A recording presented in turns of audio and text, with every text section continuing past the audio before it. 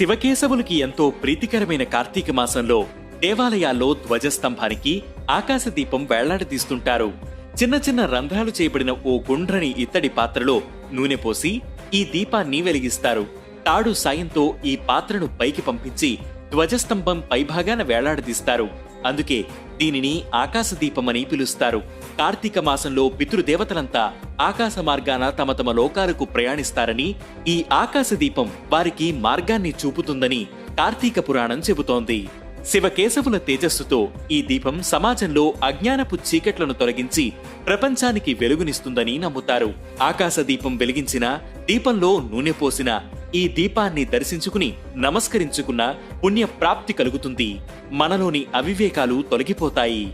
పితృదేవతలు కూడా సంతుష్టులవుతారని పండితులు చెబుతున్నారు.